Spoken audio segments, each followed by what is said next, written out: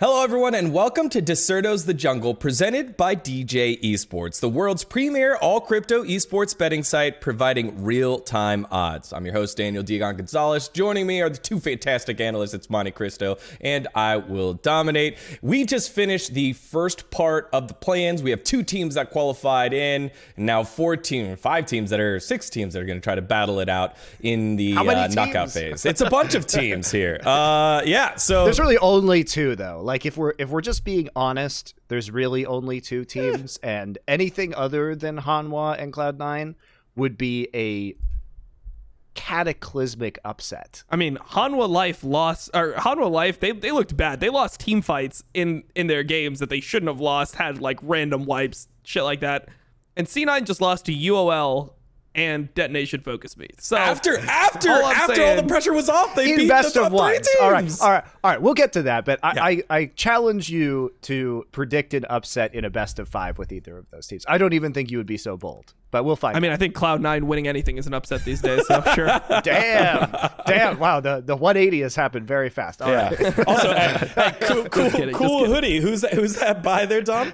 Who's our hoodie? This is from Cloud9 right here. I put it on, so I was actually wearing a different hoodie at the start of my stream, and then I tried to go into like full panic mode, and my goal is to just get every piece of Cloud9 apparel. So I was like drinking out of my Cloud9 water bottle. I had like my Cloud9 like little cup that I was drinking my coffee out of, Cloud9 hoodie, everything possible, and they still fucking let me down. So I mean, I did my part. I don't know what else I could have done in this situation.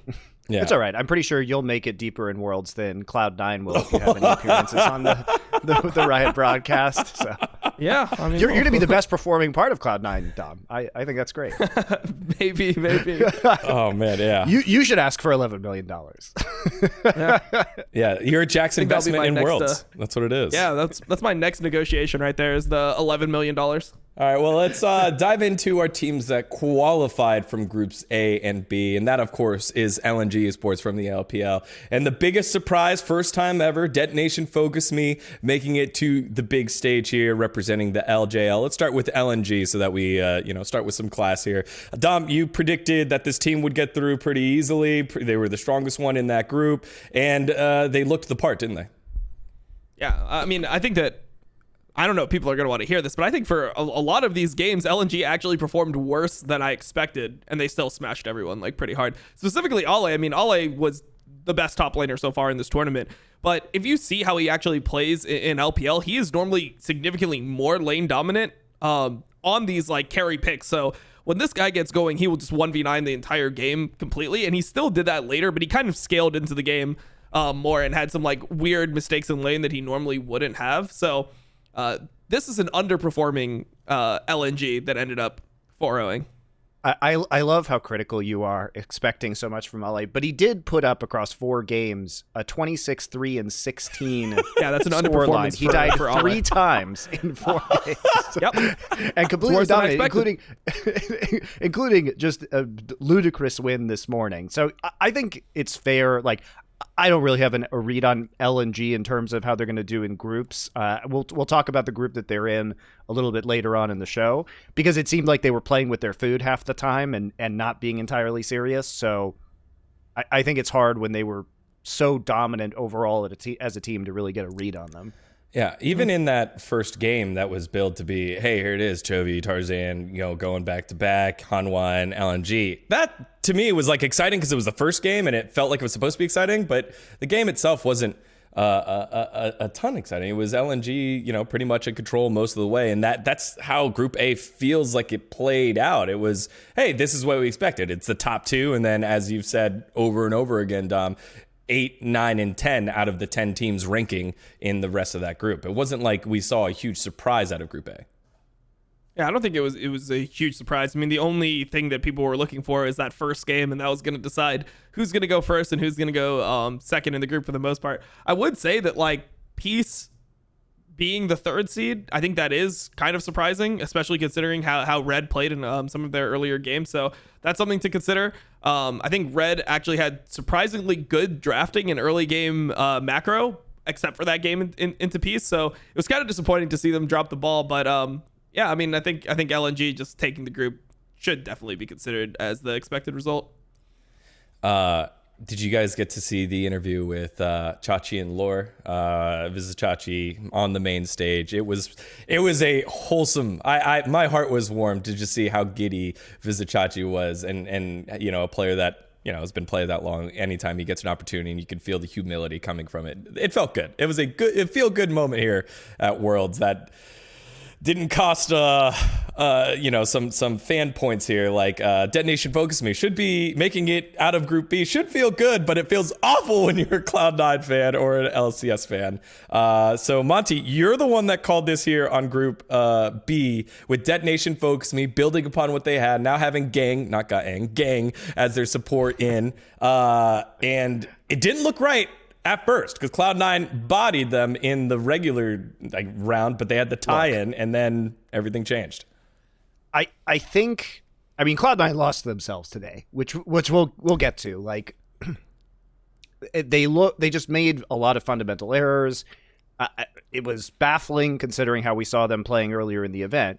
But I think the first time we saw Detonation Focus Me versus Cloud9, there were kind of several layers of issues. I think first off, the draft, Cloud9 came in with a very strong read on the meta and what they wanted to play overall. And I think it's hard in the first day of competition when no one has actually seen the current pro meta or had any insight into draft priority. Sometimes you just are going to take draft L's. And I think Detonation Focus Me they really struggled with the draft in the first game. And then on top of that, I think C9 came in with a very good early game plan in order to exploit top lane and play through Fudge. And I think that their kind of scripted early game helped them a lot. And then on top of that, I also think DFM played really scared in that first game with too much respect. They looked kind of nervous against an opponent that most people would have said is the favorite in that matchup. And I think by the time we saw the tiebreaker, they were none of those things anymore. I think that they changed the draft. They changed the draft in a way, like, if you look at the kind of changes they made, like in the tiebreaker match, they basically just decided to target Perkz with like TF, LeBlanc, and Silas bans. And then also, like, obviously handing over the Silas and then like blind picking the Gnar and then picking the Alistair and giving Perkz so many options. I think Perkz played it very well, but I do think it was an advantage out of the gate from C9, and I think they played really well against the advantage with Fudge, through Fudge, and the advantage they have on Evie. But the Gnar blind pick leaving Irelia up, there were like a lot of weird question marks, and I think that DFM, through watching the other Cloud9 games, had a better read. I also think Cloud9 is doing a lot of the same things they were doing in playoffs, which is that they have a very distinct drafting style these days, which is like focus around kind of high-tier AD carries. They were doing it around Varus in the playoffs, and then kind of pick their bottom lane and then open up solo lane counter picks. But it also can leave a lot of power on the table, and I think that switching the first pick on blue side, because DFM was blue pick both games, to the support and away from the LeBlanc was probably a good move for them because it allowed them to be more reactive in the draft. Now, one thing that kind of came up in that tiebreaker game was how the focus on Amumu and Misfortune, and how, you get the curse of the sad bullet time. That didn't really play out, Dom, too much, did it? So is that more execution? Is that draft? How did you feel about the draft here in that final game and the composition that Cloud9 ended up setting in the tiebreaker game against Detonation Focus Me? Draft was 100% fine. They just lost because they failed to execute well when they had control of different situations. I mean, the Mumu death in lane was horrible from Vulcan. And, Vulcan it's so tough to watch because when you look at Detonation Focus Me, I don't think that there's one player on that roster that you would look at and be like, they are better than a Cloud9 player. Like, which player on Detonation Focus Me could you look at and be like, I think that this player should be on Cloud9 instead of like whoever Cloud9 has.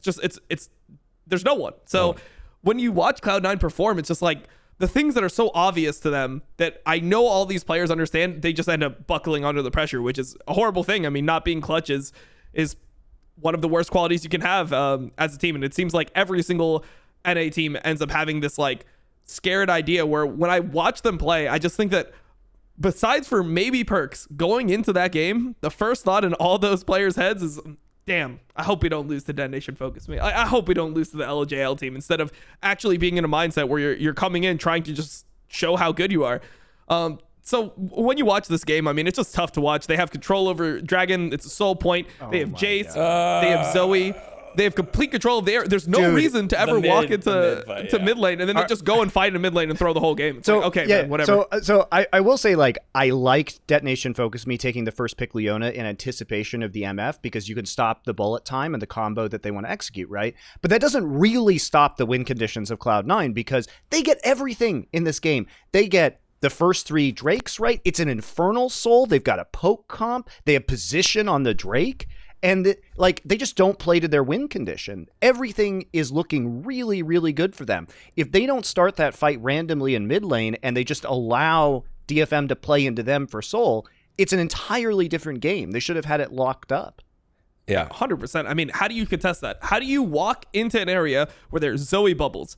There's Jace poke coming through. There's Jace EQ. Exactly. This is why NA Jace is such a fucking meme, because no one actually does what Jace is good at. So they just fight in the middle of mid lane. It's like, wow, Jace kind of fucking sucks. Yes. If you play like Jace is fucking set, then Jace fucking sucks. Yes. It's also Infernal Soul is just so insane on that composition with all of the poke, all of the axe spam from Olaf, the make it rain from MF. It's just ridiculous. Like, there shouldn't be a way, unless you give them a significant advantage, which they ended up achieving, right? Which is what DFM got. And I don't want to take credit away from DFM because, like... I do. I'll take credit away from them. You have to catch the throw, right? Like, you have to catch the throw. And the second time on Soul was good. And they did get Barons. And they did take... they were aggressive in terms of the way they played. And there were a bazillion mistakes that Cloud9 made in that game from the early Amumu death. But it was my point is that every mistake was actually recoverable in this game, partially because it just happened to be an Infernal Soul on the map and they got the early dragon stacking, right? And even when they lost the first opportunity at Soul, they did eventually get that Soul, and it was still winnable from that position. So, like, Cloud9 had every opportunity in this game, and I think that's the most disappointing thing, is that they were in it the whole time and they couldn't figure it out. If you want to see an example of how to get into an objective while a poke comp is already set up, look at the Elder Dragon fight. That was like the time where, all right, Cloud9 threw it like 2 or 3 or 4 or 5 times before that, but then they were at Elder Dragon early. They held off Detonation Focus Me like in mid lane, and they had to go the hard way. They had to go around through blue buff, through mid river, and Detonation Focus Me was able to do it by Cloud9, because once again you force them in, right? But there's 2 different options. There's the set that's coming in alone, and then there's also like the 4 stack that is coming in from the other side, where if a Mumu and MF combo that 4 stack that's coming from blue buff, it's fucking curtains. Like, the game is doomed right there. So, I mean, it's an overperformance from LJL, but Cloud9 played way worse than they should when you just look at all the mistakes that they make. So it's really hard to, like, see a team have this advantage and then just blunder it and then give credit to the other team, because even though they do have to catch the throw, they failed the original setup, which is going to bite them in the ass. Like, if you do this in group stage into better teams, like, I'm gonna hope that 100 Thieves is better than C9 because they did end up beating C9 in playoffs. So if they do that in group stage, I feel like Detonation Focus Me, even though it is a massive overperformance and they deserve a lot of credit, it should theoretically still be a 0-6. Yeah, I think also what's so disappointing about C9 is that they legitimately looked better. And we touched on this in the last show, but one of the things about C9 is because they've been playing constantly since the start of the year, they haven't had a lot of...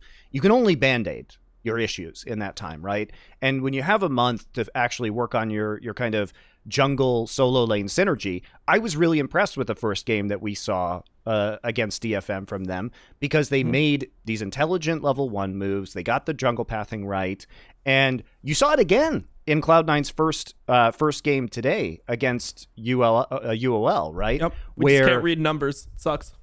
Don't know how much Smite does. So.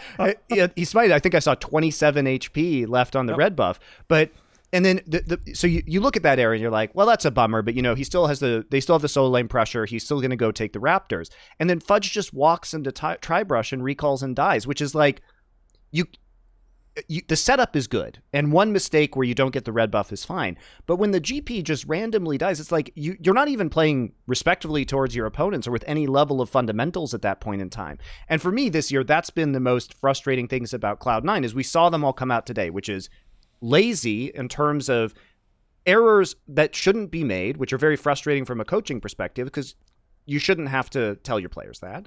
And then the second thing is not playing to the win condition of your comp or having different ideas about how a fight should play out, which is exactly the sole problem that they had on the first shot at Dragon Soul in the tiebreaker.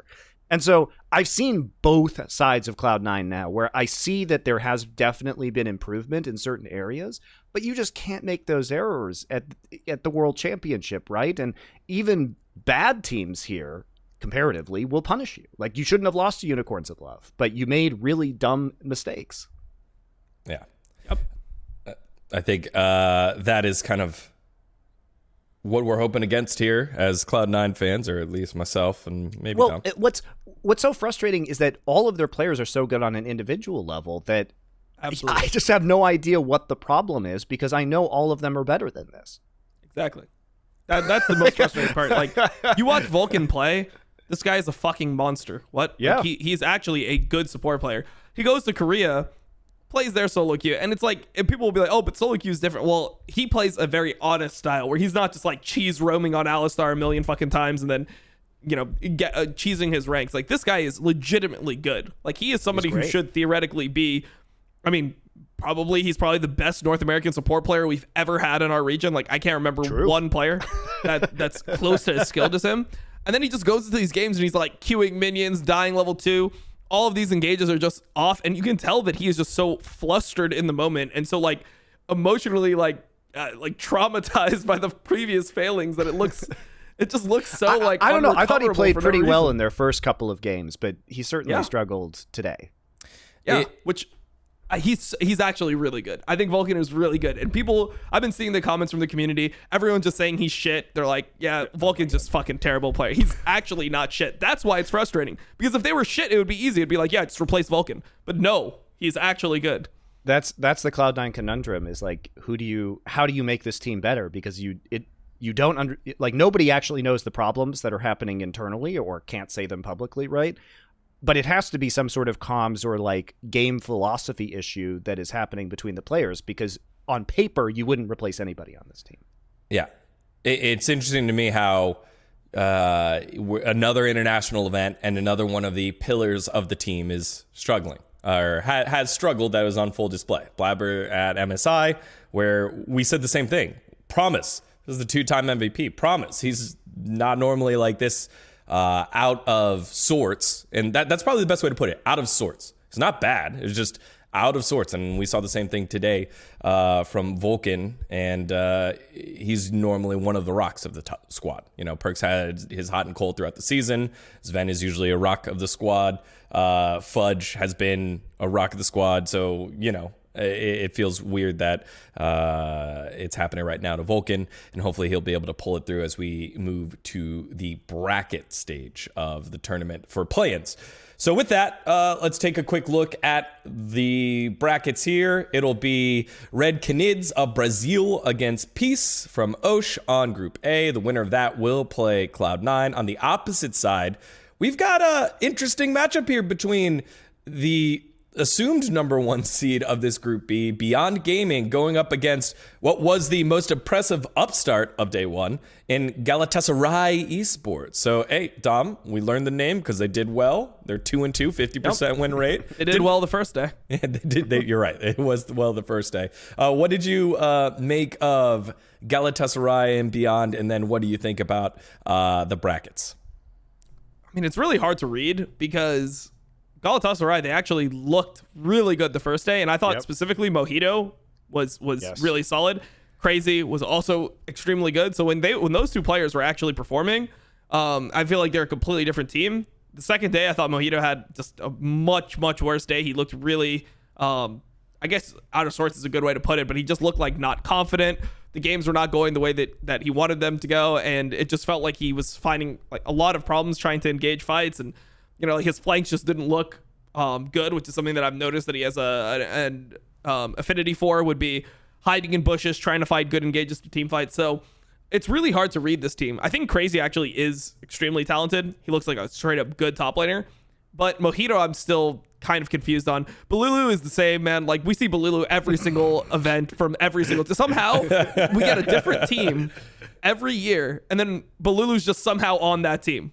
So it's like, it doesn't matter who's coming. Fenerbahce, yeah. That's awesome. Yeah, Fenerbahce, Supermassive, Galatasaray. Like, I'm just having to learn a bunch of random Turkish names, and every single time you have Balulu just on the team somehow. Like, I don't know if he just joins after they qualify or he doesn't even play the regular season or how it works, but I'm not sold on Balulu. I just think that the rest of the team is good enough. And I mean, overall, they did beat Beyond Gaming, so I would say that they are, you know, they should be considered the favorites going into that match. Monty, what do you think about that group?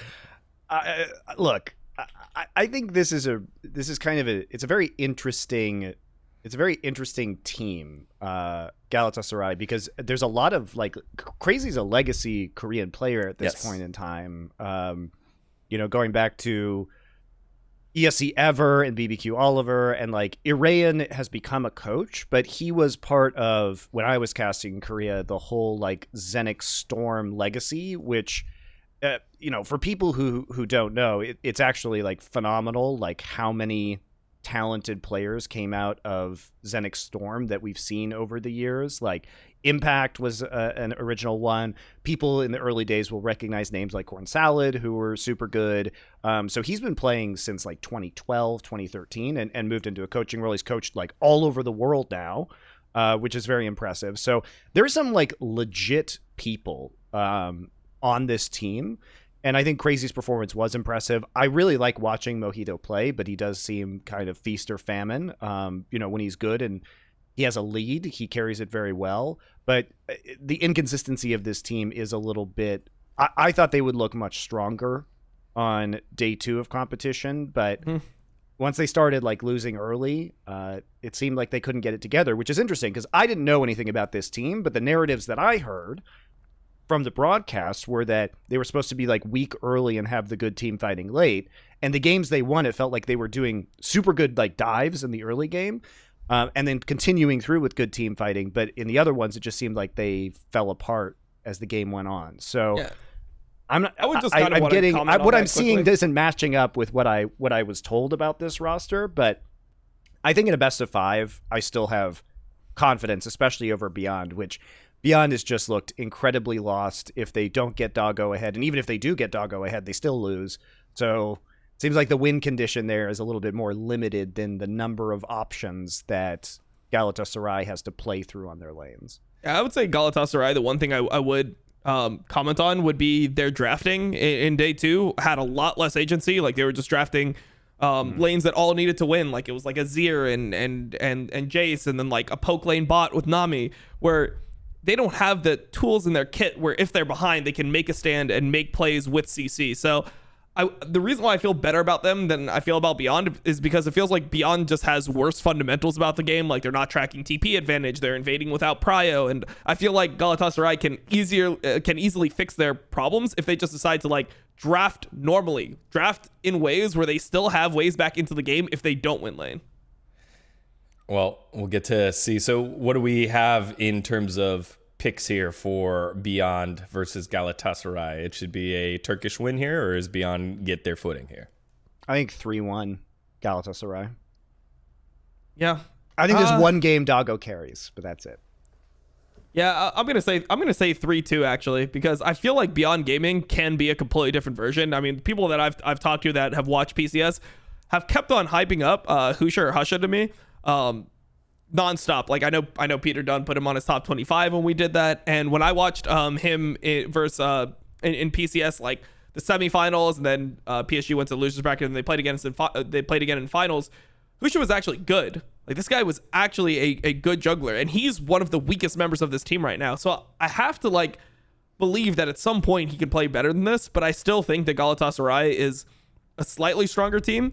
I would say it's like 55-45 to me to Galatasaray. I'm not like super confident either way on this one. All right. Well, the winner of that will play the Church the congregation of Chovy and the rest of Hanwha Life Esports. No upset there, right? We'll just quickly go through this one. No upset there. I actually think that match could be kind of close. Like, I don't think Hanwha Life is very good. I think Hanwha Life looks pretty bad. I mean, they had easy teams to play against, and when you see the way that they're executing their leads, like, they have one massive blunder in every game where everyone is dying and you know, everyone has to flash out, and it just seems like there's massive communication issues. So I don't know. I'm not super confident on HLE. I could see them winning. Like, I'll probably predict them because I think they're favorites, but not huge favorites. I don't think it's like a 70-30 or like an 80-20. I think it's like a 60 or maybe like a 58-42, something like that. It's like 60-40 to me that HLE is going to win.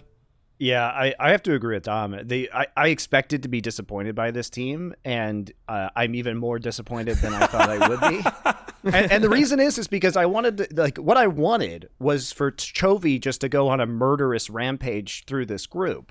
And Chovy is an individual, like, sure, like, does he have a good KDA? Yes, but he only got 6 kills across 4 games.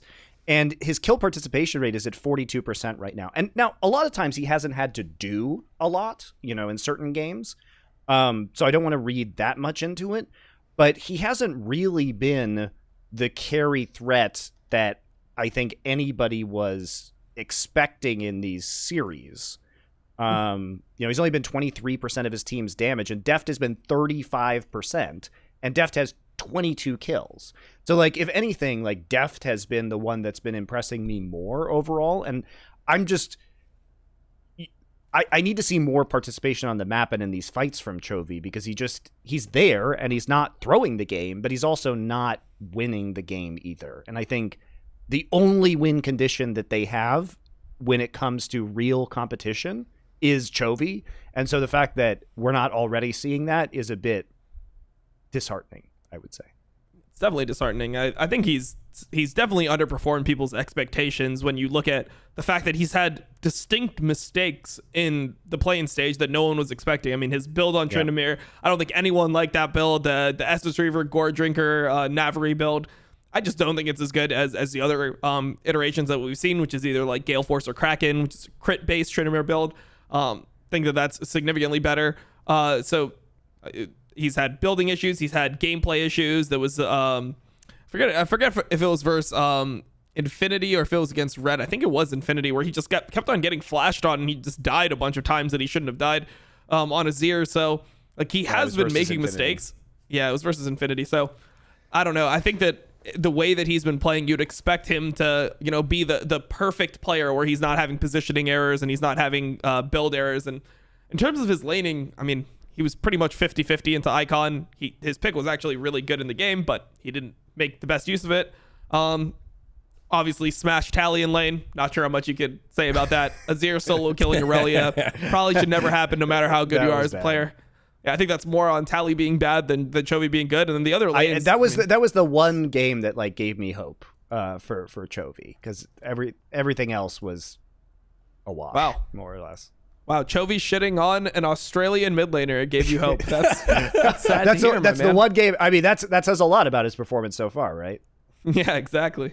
All right, well, those are some of the looks there for, I guess, the Group B playing teams from 4 and 3 up against Hanwha Life. Let's look on the opposite side, where it's Peace and Red Canids, the Brazilian and the Oceanic region representatives that were able to claw their way out of Infinity Esports and have to play each other there to get to Cloud9. Let's quickly just touch on this one here. What are some of the big takeaways that you've had from Peace, from Red Canids, who you got moving through that to take on Cloud9? I'll start with you, Dom. All right, well, one thing I learned was that you cannot R-flash on Misfortune.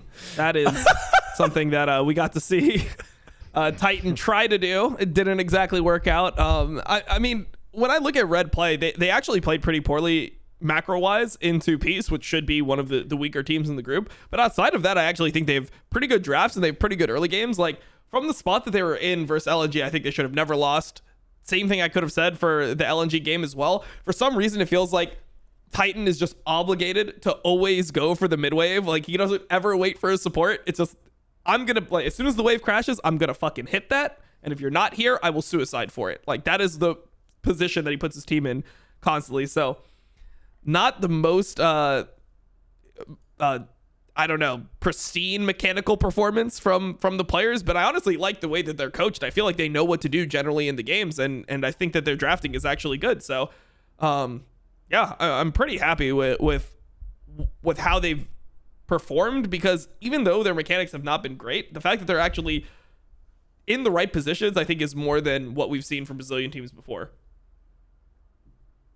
I guess in terms of Peace, I don't really know what to say about Peace. Like, I was going to leave him out of here. I feel like we haven't learned anything about Peace. I mean, Chachi's had some very off games in terms of his laning, but I mean, overall, they did have their best game of the tournament against Red so far. So yeah, that's nice. I'll still probably predict Red to beat them in a best of 5, though. See, this is just one of those times where when we look at kind of the longevity that players have had and the comfort that players like Vizicsacsi have had at international competition, it becomes really difficult for me to predict against that, because I feel like being comfortable in that position is very important to a team's success, especially in terms of mentality over a best of 5. And you can't read too much into best of 1s. So even though Peace did kind of smash Red Canids earlier today, like, I don't think it's going to be indicative of the entire series.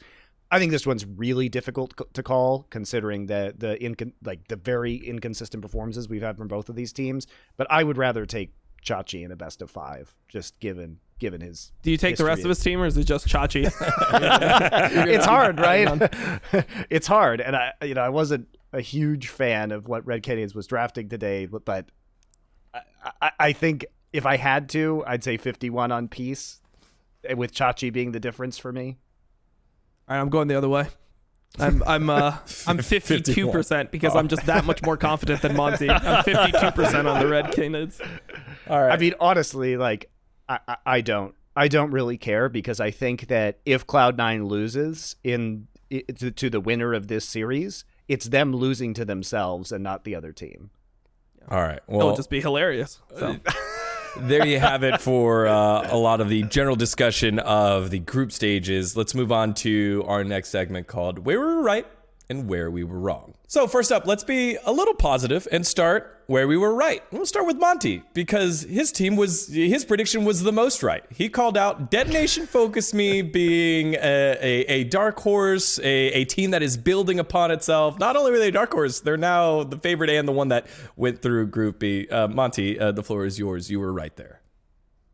Here's the thing about LJL and any team that's based in Asia, and we'll just ignore Beyond for the purposes of this argument because they've been super disappointing.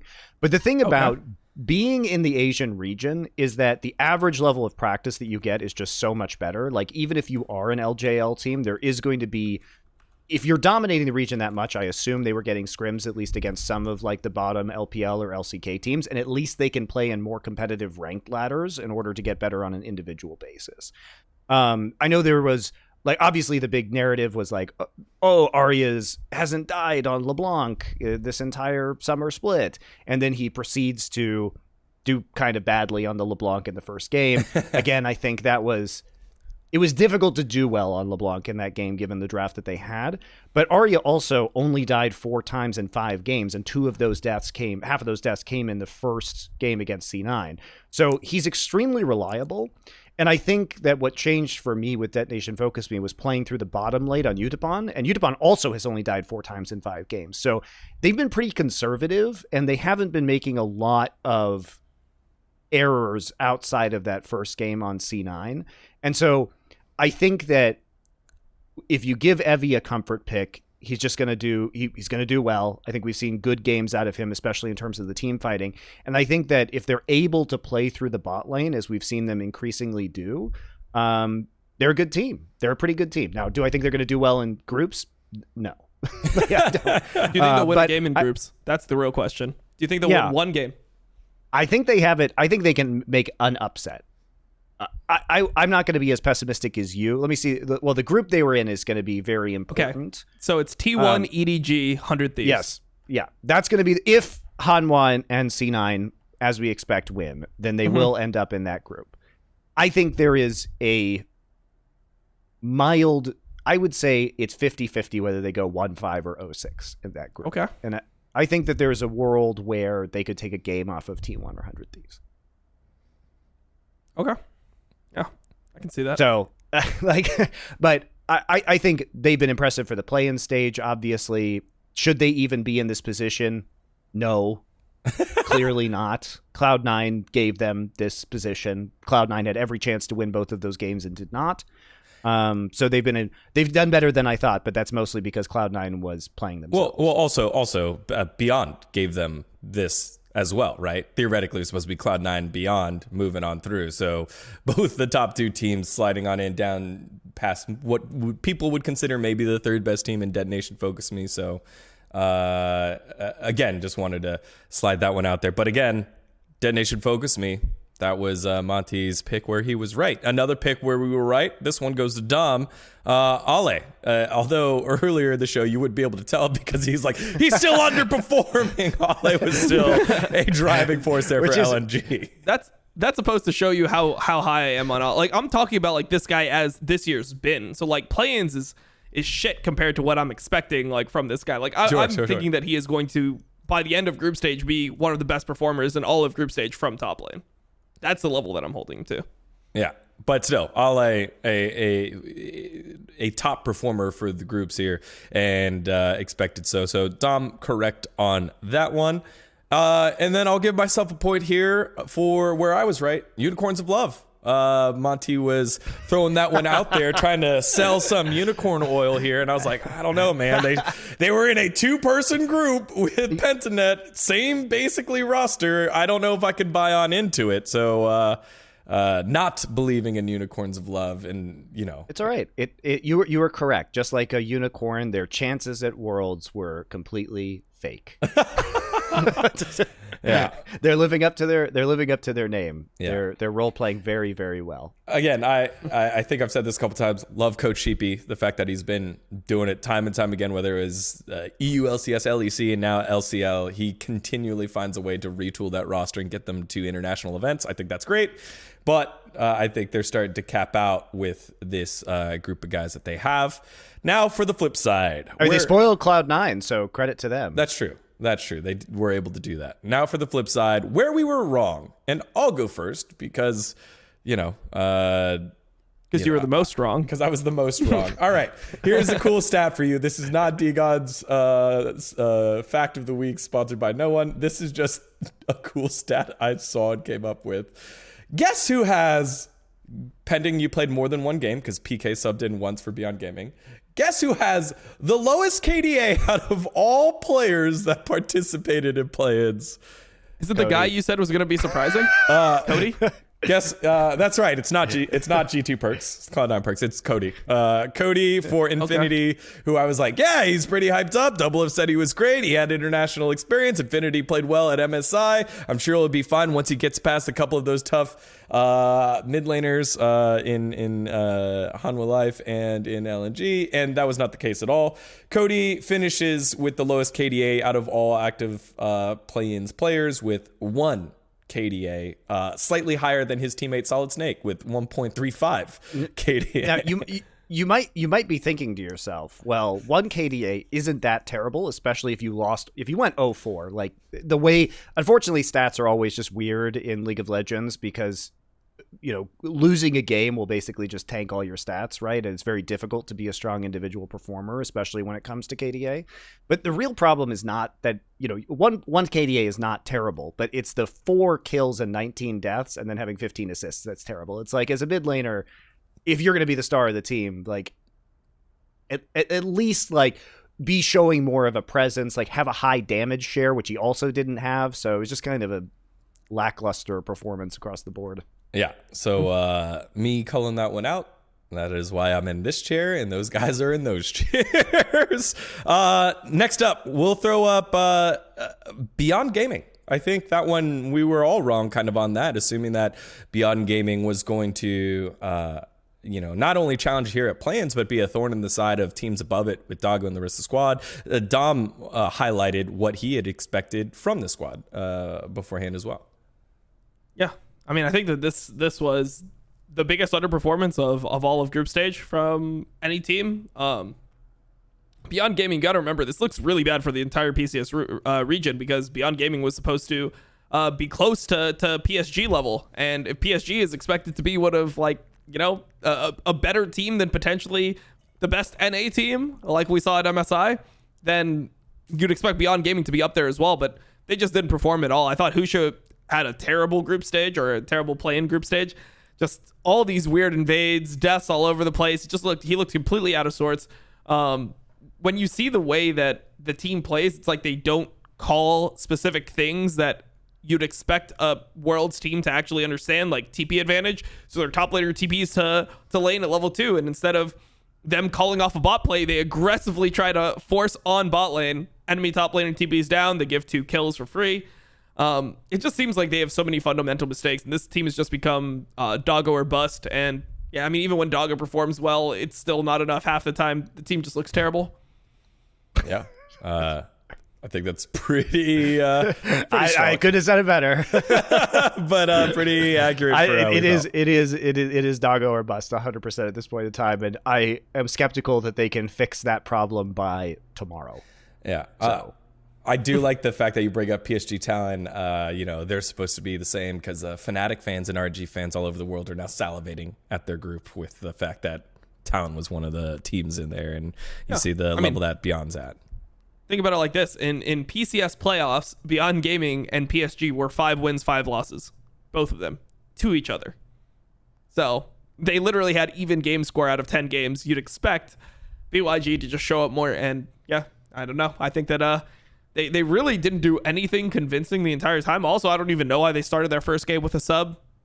Made no sense to me. So, not sure where to really find anything positive on this team outside of the fact that Doggo still looks good.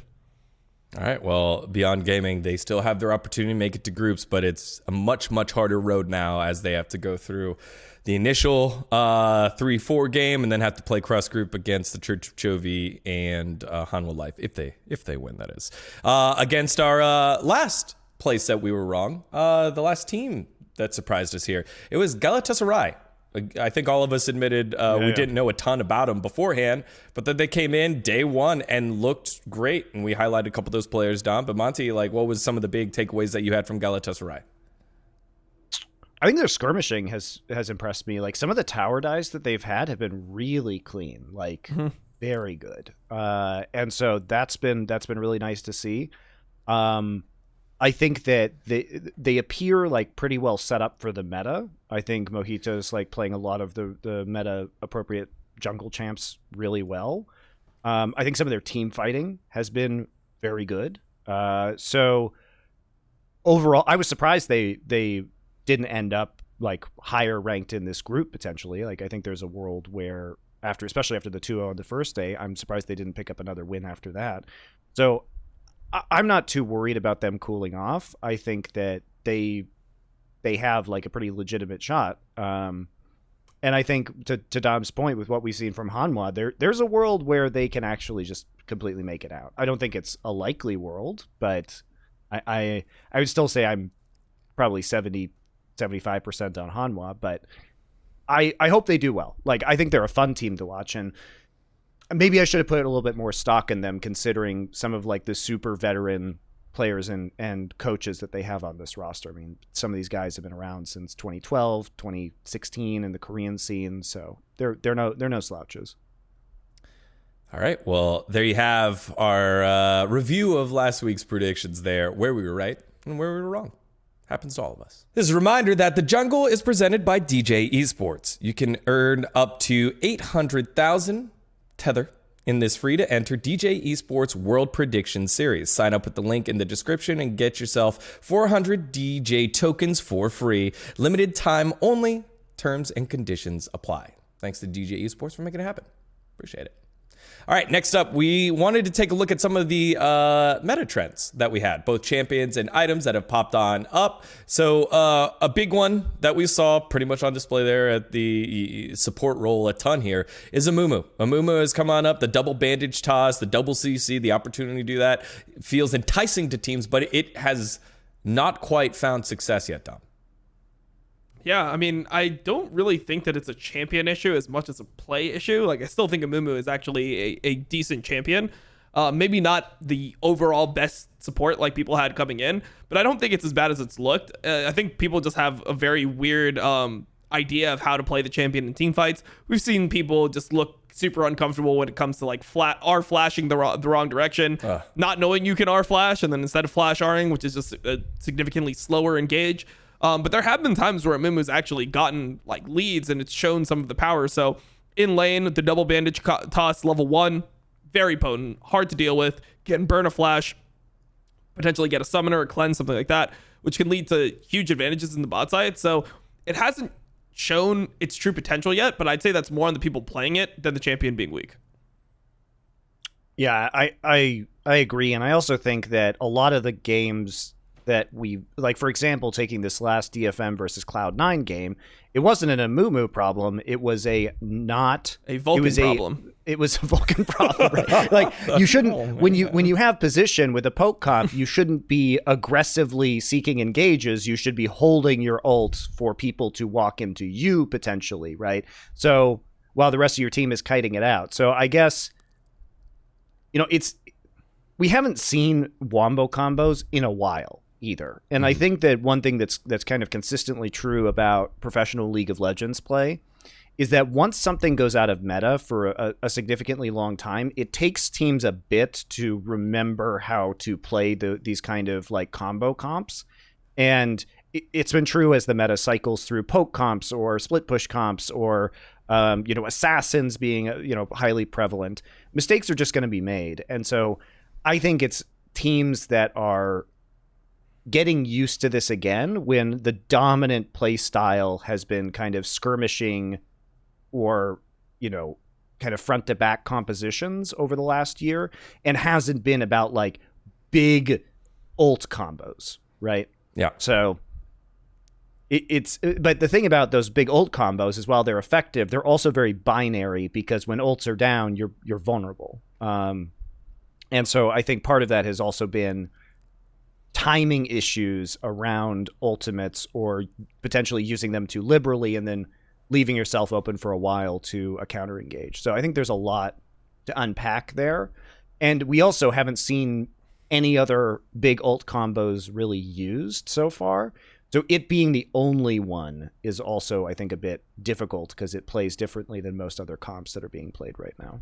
Yeah, I mean, I think that the best way that you integrate this into a team is that you don't rely on that being the entire identity of the comp, but you rather use that as like a tool that you have and you don't all in everything into that one basket of we need to ult combo everyone, which is why I think that their draft in that game versus DFM was actually pretty good because they do have the poke. Agreed. Where they don't actually need to rely on the Amumu MF like getting some disgusting ult combo over the rest of the team. They can rely on the fact that they have the ability to siege areas and they can control vision and it's hard face check them. So I think that just in general, go for it. You can just ult in on a single target if they're low from the poke. Like there's versatility in the ways you can use it. You don't need to hit 3 people with the CC, right? You can wait for them to play into you. You can catch them out if they're caught out. So like I agree. I think that in this case it's very versatile, which is why it was so disappointing when they were forcing engages with it that didn't need to happen. Sure. Yeah. And I think that the teams that are playing it are just not completely aware of like how impactful the ults are. I mean, you saw like the game right beforehand that C9 played to UOL, where the game losing fight, they're just opting into the fight over nothing when MF doesn't have ulti up and they just get aced and lose the game, or like most of them die and then they lose the game. So I think there's the other issue that teams are running into here, where it's not necessarily that the other teams are playing super well into it. It's that themselves, they're not able to accurately understand what their timings are and how impactful the ults really are. It's kind of maybe we can fight without this MF ult type thing instead of a wait 30 seconds before we do anything. That is a look at Amumu, another champ that has kind of popped up a little bit more that we said would. Got 3 plays. Only loss came by the hands of Chovy. That's right. Trindamere mid showed up It gave us not only a win for Tallywhacker and the rest of Peace, it gave us a new move called the Perkz, where you play Tryndamere mid and you die without popping your ult. Perkz tweeting that one out there. Tryndamere mid, it got banned 3 times. It got played 3 times, 2-1. Is this just a novelty pick, or is this something we're going to look forward to in the future here? What do you think? I personally think it's a good pick. It just depends on what you're playing into. I think it will especially succeed if people continue to play things like Sylas mid that are going to be perma pushed by it and don't actually have the ability to really fight back against it. So I just think you don't want to play it all the time. Like, I wouldn't really want to play Tryndamere mid into Ryze, Tryndamere mid into LeBlanc. I think these types of champions make your life a little bit more difficult. But overall, I think the pick is fine. And the only time we saw it lose was, when somebody went for a suboptimal build and it was a team that should have lost anyway playing it. What would be good matchups for the Tryndamere?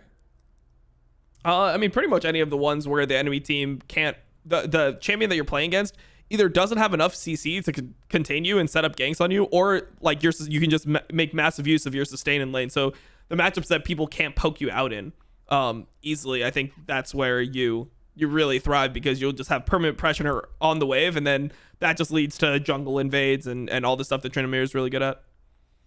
I think from a meta perspective, it's just another arrow in the quiver that teams can have. Like, I don't think we're going to approach 100% pick ban with it, but I think it's a constant threat, especially in best of series, that you can go to because mid roaming is so strong right now, and because side lane pressure is so strong right now. It's the same reasons we talked about in the first show, which is that split pushing is not it's not really split pushing and hasn't been from the playoffs. It's more side pressure until you get tier 2 and then team fight, right? So it's different than traditional split pushing where you might be threatening the base.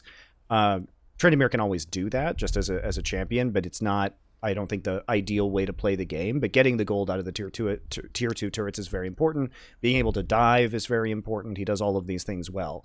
So he's not the only champ that can do that, as seen a lot of Ryze, a lot of LeBlanc, a lot of TF, a lot of Sylas throughout playoffs and into now.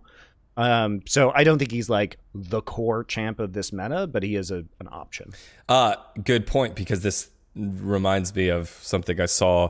There's only one champion that has 100% pick ban rate throughout the whole play-ins, and this champion can do the same exact things that you just said, and is more conventional flex, both top and mid. That would be Aurelia. Aurelia has been just totally focused out, and we got to see early on in the tournament a couple people have it in their hands, including the blind pick Gnar, and then Fudge gets Aurelia and runs all over him. So definitely everything you're saying about being able to dive and to get to tier 2 and then turning it into a team fight. Well, Aurelia has better team fight than Tryndamere. So Aurelia being highly present. Lastly, any other item, any other builds, any other champions that have been kind of popping up that have surprised you? Monty, we can start with you. Any of those big surprises that we didn't expect coming into the play-in tournament? I don't think so. Not ones that have made waves, because we talked about the possibility of having like the Talon in the jungle. The mid lane meta is pretty much, I think, what we would have expected, as many of the same champs, with the exception of Tryndamere, that were kind of in playoffs around the world. The jungle shakeup, I think, was probably the biggest, but there haven't been any, I don't think, really significant surprises for me that have really overperformed expectations. Gotcha. For me, I would say MF being so highly prioritized. I thought it was going to be strong. Fair. I didn't think it was going to be like every single game first pick and like that type of priority put on the pick. So that's one where I thought that it wouldn't be played that much. And then also the Talon jungle specifically for DFM, I didn't think that we would see much of it. Maybe like one game, but it would be like a random one where it was a throwaway. A team's playing if it's already eliminated, or a team that's super good is playing against a team that's bad, and they just end up, just picking whatever they want. But I think that it ended up being quite a problem for teams that were playing against Detonation Focus Me. It kept on getting banned against them. because of Steel's good performance on it before. So that was a pick that just in my mind showed up more and seemed more potent than I expected. I hadn't looked at the actual pick ban rates of MF, but here's a fun one for you, Dom. It has been picked and banned in every game except for one, which is the tiebreaker between UOL and Beyond. And then it was banned 3 times, but every other time it was picked either as first pick on blue side or first rotation on red side. Yeah, so you've seen that priority. Yeah, the priority is just crazy right now. But it's also, again, we saw this in playoffs in many regions, which is the Varus priority. And it's like if you have a bot laner that does well in the laning phase and offers something in the mid to late game, it's just a safe pick, so you don't have to show your hand and you can save counter picks. So I guess it's not surprising. We just saw Varus kind of get replaced by MF in many ways. All right, well, those are some of the meta things, both item-wise and champion-wise, that we've seen kind of change things up. Now it's time for a new segment that we're excited to bring to y'all here from the jungle. We couldn't do it last week because we didn't have content on it, on the players. Now we do. We'd like to present to you God or Dog. All right, this is God or Dog, where their analysts will pick a couple players that have had some godlike performances and a couple players that had some dog-like performances. Let's start with you, Monty, first. Who has been your dog? We'll go with Dog first. I think it's definitely Chovy for me, because I expected him to be, the Doberman Pinscher, the vicious attack dog that just dominated. What I wanted was him just to shit all over everybody in his group, and instead, by Chovy's standards, it's been depressing. He hasn't done much of anything at all. He hasn't been a factor in these games that his team has been winning, and then also losing the one game over to LNG.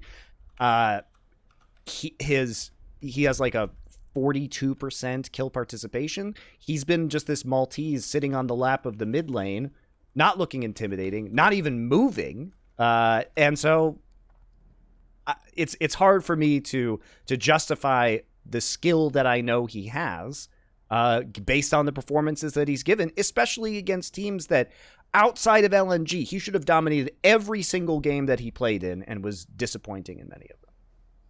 All right. Well, Chovy, dog-like for Monty here. By his standards, by his normal standards. By his standards, yes. Sorry, I didn't mean to send the church congregation with the pitchforks at you right away. Don, let's go to you. Who is your dog? Yeah, so my dog is going to be Beyond Gaming's Husha.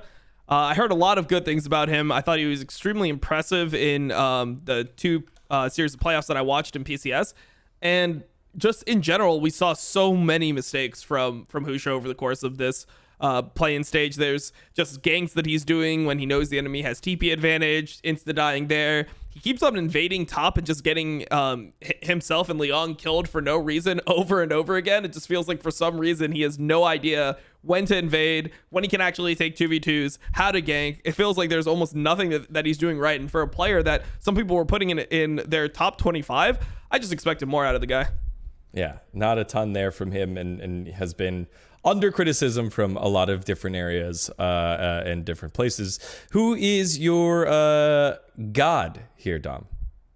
Okay, so my god is actually going to be a dog, and that's going to be Doggo. And I feel bad for this guy because this motherfucker is in the kennel. Like, he just has no one to help him out ever. Like, there's nothing that anyone is doing around him to set him up for success. And he has so much skill, and he's had such good performances.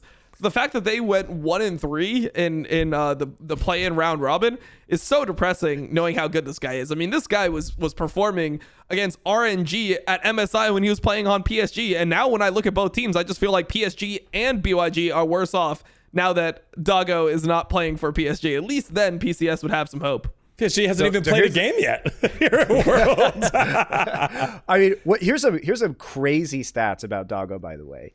He has, as an ADC, 70% kill participation and 40% of his team's damage. 40%! Like, that hard carry performance in losses is phenomenal. Like, yeah. But also, it's deeply depressing about the rest of that roster that he's been the only one who has been able to do anything at all. Yeah, I mean, I think that stat about his kill participation, that doesn't make him look good as much as it makes the rest of his team look bad, because the AD carry shouldn't have 70% kill participation if your team is actually doing stuff throughout the game. Like, he doesn't get to participate in that many kills. So it's really rough to hear the fact that his top lane and his jungler are so useless that he's at 70%.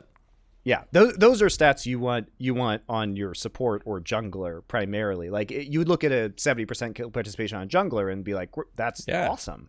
On an AD carry that's trapped in lane or pushing turrets, remember, ADs they really are not participating in the game a lot until objective fights later on, because they're either, for most of the early game, even if you're doing well, you're going to shift into a different lane and then just apply pressure these days. So AD is not a very significant role, I would say, in the game at the present meta and at this World Championship.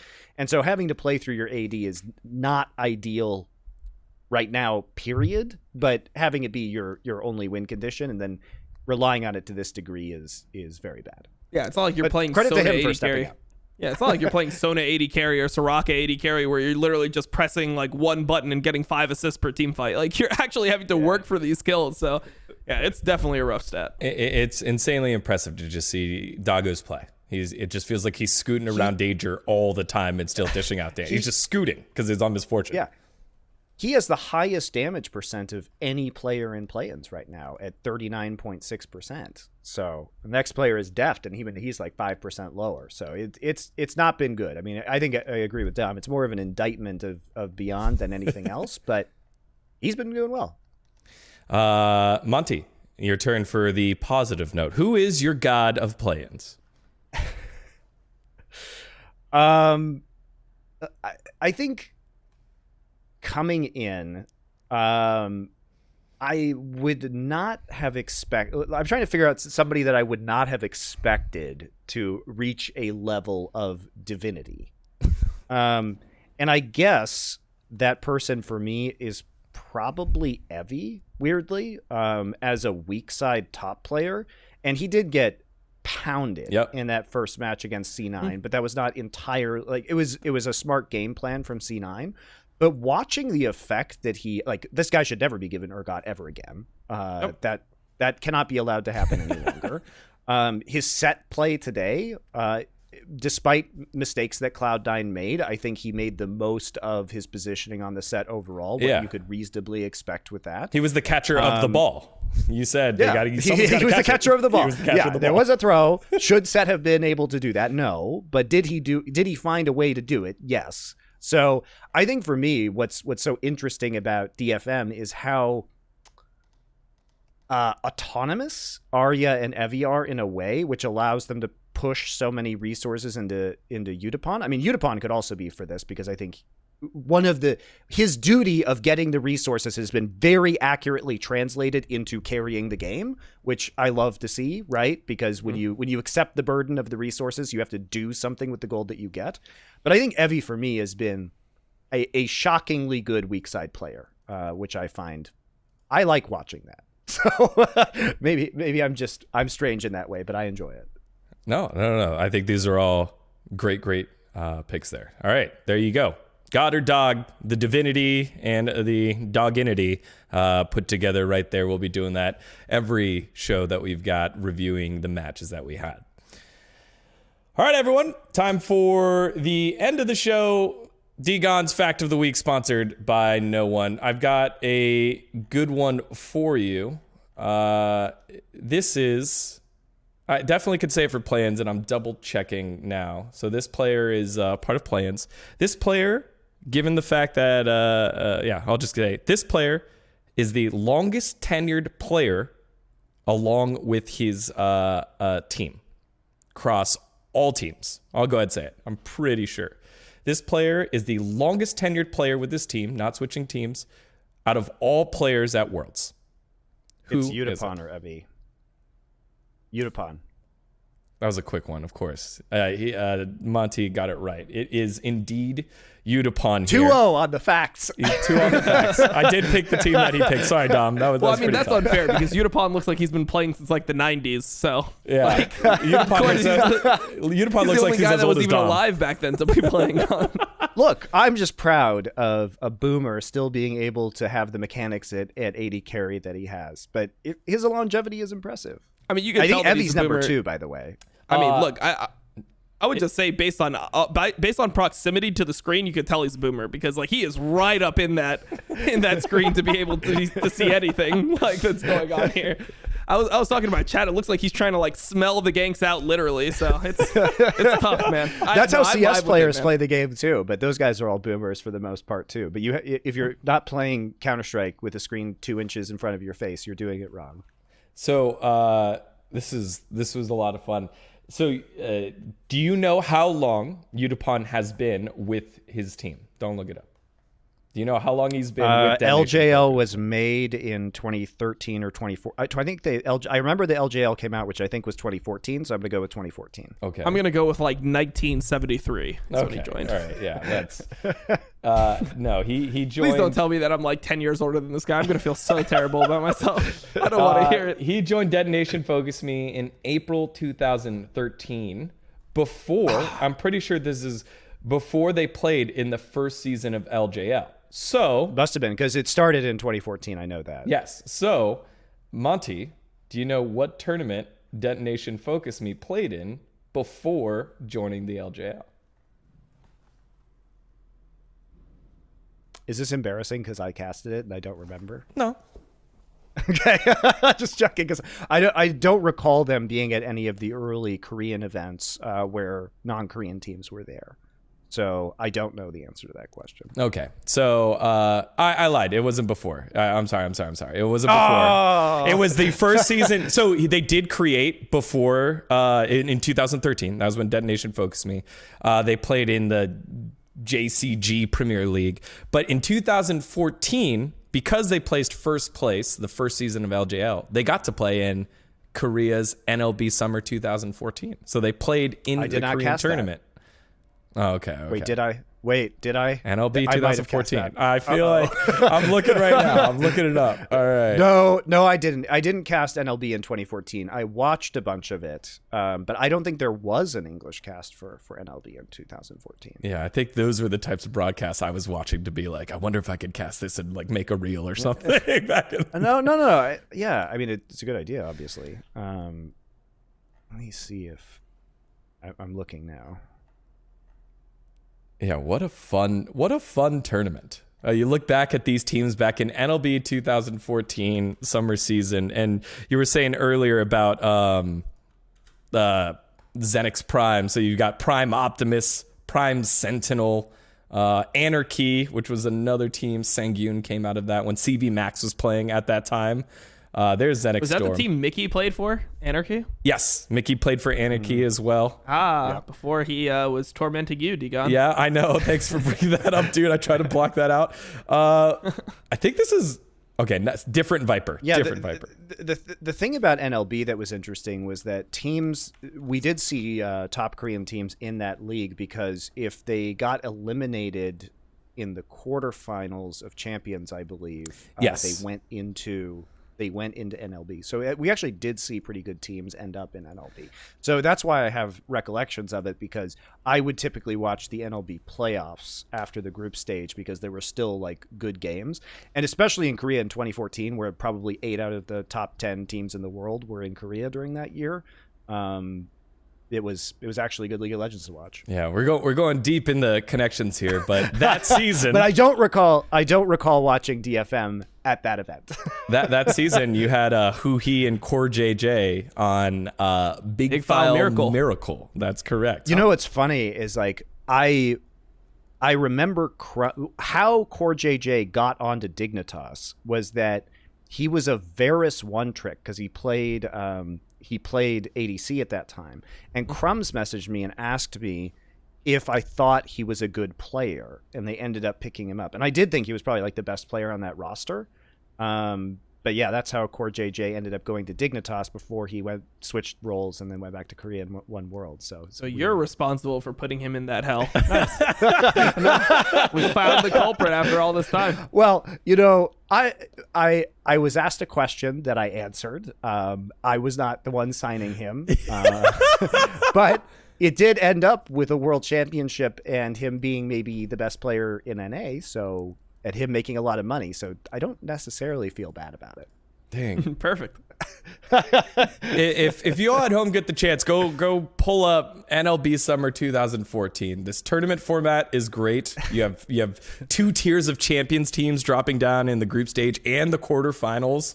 You look at all these throwback names, and I'm being washed on over with years of just sitting in my cube in the government, just looking up the Wikipedias of all these players and watching. There's Nagane, Score, the T1K roster. That was when Piglet was still there. Piglet, Pumandu. This tournament is why he came on over there with you, Dom. Nice. Great. Wish I watched that before I had to. It was the start of the downfall. 2014 Piglet when they. I remember the only thing I remember is like when he did get signed, somebody like messaged me. They're like, "Do you know what his KDA was in the last gauntlet run? I believe." Oh no. What was his KDA in the last gauntlet run? And it was something like 0.16 or something. Was his KDA, and I'm like, oh. Well, that's not good. Well, hopefully he plays well over here. And everything turned out great. Forgiven. Yeah, oh, well. Yeah. But hey, look, I'm just glad we got the Breaking Point documentary where I got to watch Piglet just rolling around on a bed for no reason. Mm-hmm. It was great. We wouldn't have gotten Breaking Point if it wasn't for that. So I'm grateful. I'm glad that's what you took away from Breaking Point there, Monty. I took a lot away from Breaking Point, but those Piglet scenes are pretty magical. Yeah. All right. That's going to close it out here for episode 2 of The Jungle. Oh, I had one more fact. I had a fan tweet out to me, an Icelandic fan, and I wanted to make sure I got this right. Here is his tweet. His name is Thorbjorn. So I feel like this is authentic Nordic sounding name. Hello, as someone from Iceland, I would like to correct something you said on the show The Jungle. Shark was a huge delicacy in Iceland, but nowadays people no longer eat it, and it's more of a tourist thing and something you eat on national holidays. Also, the Korean teams are in luck. Recently, a restaurant named Kor opened that makes Korean food. It's not great, but it's as close as home as they'll get. So that's good. I'm glad we have an update on the Korean food situation in Iceland. Good to know. Also, that fermented shark I've had, and the smell of that is one of the worst things I have ever experienced. So, fuck you, Iceland. Smells like Cloud9's performance today. There you have it. Hopefully they don't do the same performance in playing bracket stage, but that's going to close it out here for us here on The Jungle episode 2. Thank you so much for watching. Stay tuned in as we'll have another episode as we move further into Worlds. Catch you later.